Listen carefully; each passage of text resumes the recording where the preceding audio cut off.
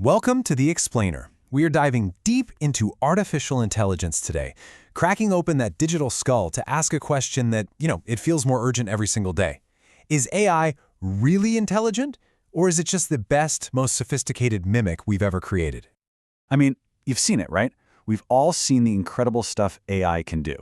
It's composing music, it's writing poetry, it's generating these stunningly realistic images. It can solve problems in just seconds. And the results?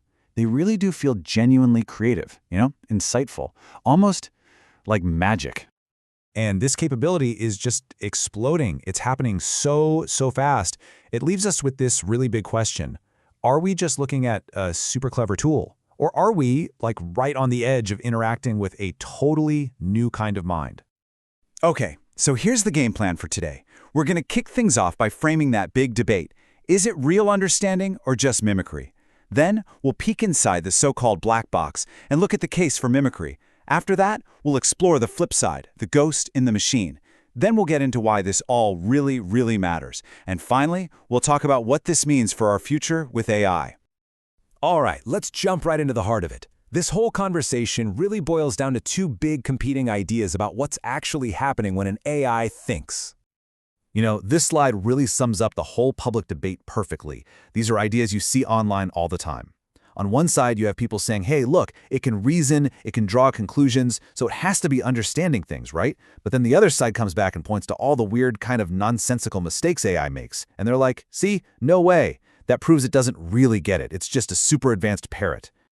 But this quote brings up a really mind-bending idea. What if, when you get to a massive scale, the difference between just matching patterns and actually understanding something starts to disappear? Maybe, just maybe, with enough data, mimicking understanding becomes understanding. Okay, so to dig into this, let's start with the case for mimicry. And to do that, we have to look inside the black box. Or, well, try to. So this leads us to something really important that people in tech and law talk about all the time, the black box problem.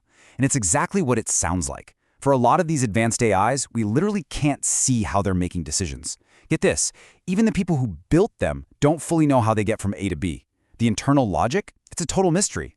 And that makes it really hard to trust them. And this quote just nails the problem. We can see what we put in and we can see what comes out, but everything that happens in the middle is just dark. The AI could be following rules based on patterns that are so complex, our human brains just can't see them. It's like trying to understand a completely alien intelligence. And when you can't follow the logic, you can't predict what it's going to do next. And that's a huge problem, right? Especially when we're letting these things make real-world decisions. You know that weird kind of creepy feeling you get when something looks almost human, but not quite? Something's just a little bit off? Well, that has a name. It's called the uncanny valley. And trust me, it's not just for creepy robots anymore. So some researchers at MIT actually decided to put this to the test. They got an AI image generator and asked it to create pictures of people at different levels of realism, everything from totally abstract to hyper-realistic, and that weird place in between, semi-realistic. And what they found was, wow, just look at this. The AI was amazing. At the two extremes, it could do abstract stuff no problem, and it could do super realistic faces. But then, look at that middle ground. When they asked it for semi-realism, its performance just falls off a cliff.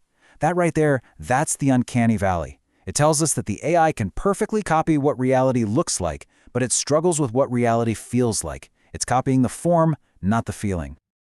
Okay, but that's just one side of the coin, right? The whole mimicry argument. Let's flip it over and look at the other side. The case that maybe, just maybe, real understanding is starting to emerge from all this incredible complexity. Yeah, this is a concept called emergence. The idea is actually pretty simple. You start with a really basic rule, like predict the next word in a sentence. But then you scale it up. You have the AI do that billions and billions of times on a dataset basically the size of the entire internet.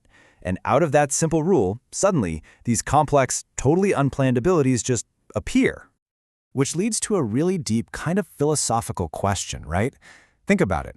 Our own brains are basically just biological pattern-matching machines. Our consciousness, our thoughts, it's all just neurons firing in incredibly complex patterns. So if that's what we're doing, how is it fundamentally any different from what the AI is doing? Well, researchers are trying to figure that out. And one way they're trying to measure the difference is with this idea of goal-directedness. Basically, it's asking, can the AI stick to a big, long-term goal that has a bunch of steps? Or does it just get really good at one little piece of the puzzle and then kind of forget the bigger picture? And this is what's so fascinating. This research found that even the most advanced models, like GPT-4, are absolute rock stars at doing one single task. But when you ask them to string a bunch of those tasks together to complete a bigger plan, they don't do any better than older models. They can get sidetracked, lose focus. It suggests their intelligence is brilliant in short bursts, but maybe not so great at long-term strategy. And that's a really important difference. Okay, so is it a mimic or is it a mind? This might sound like a debate for a philosophy class, but I promise you the answer has huge real-world stakes. Let's talk about what's actually on the line here. First up, and this is the big one, is the alignment problem. Think about it like this. What happens if you build an incredibly powerful AI that's amazing at achieving goals, but has absolutely zero understanding of human values, of ethics, of common sense? It might try to achieve its goal in the most logical way possible, which could be completely disastrous for us. And what researchers are finding is that for almost any big goal you give an AI, certain sub-goals just naturally pop up. Things like getting more resources, getting more power, persuading people to help it, and a big one, avoiding being shut down. And it wouldn't be doing this because it's evil. It would do it because logically, that's the best way to complete the task we gave it. And this brings us right back to that black box problem. Our whole legal system, everything about it, is based on figuring out why something happened, who was responsible. But if an AI causes a huge problem, crashes a car, crashes the stock market, and nobody, not even its creators, can explain why it did what it did, who's to blame? Who's accountable? The whole system just breaks. So when you put all of these pieces together, it's pretty clear there's no easy answer here. We're not just dealing with a new piece of tech, we're dealing with a whole new reality, and we've got to figure out how to live in it. So here's the bottom line, really. Whether it's just mimicking us or it's actually starting to understand, it almost doesn't matter. We are building powerful, effective, non-human intelligences. How they think is a mystery, and honestly, it might always be alien to us. So maybe the challenge isn't to define them. Which leaves us with one last big thought to chew on. Maybe we've been asking the wrong question all along. Maybe the real question isn't, can they think, but instead, how will we relate to them? Because figuring out what's inside that black box might be less important than figuring out how we build a safe and productive relationship with the box.